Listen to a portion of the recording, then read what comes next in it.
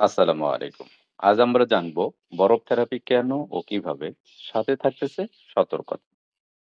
ত্বক উজ্জ্বল ও টানটান রাখতে বরফ থেরাপি ত্বকে রক্ত সঞ্চালন বৃদ্ধি করে, চোখের নিচের ও মুখের ফোলাভাব কমায়, ত্বক উজ্জ্বল ও টানটান করে, পোর্সকে সংকুচিত করে, ফলে ত্বক স্মুথ ও নিখুঁত দেখায়।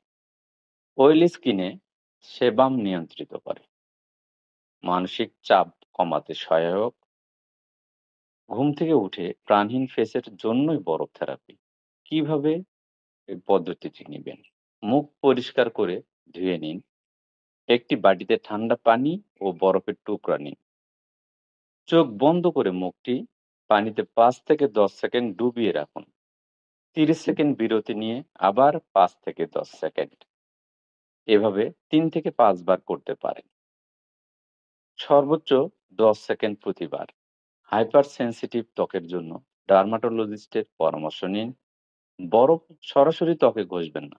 এতে ফ্রস্টবার্ন হতে পারে। Thank you. আসসালামু আলাইকুম।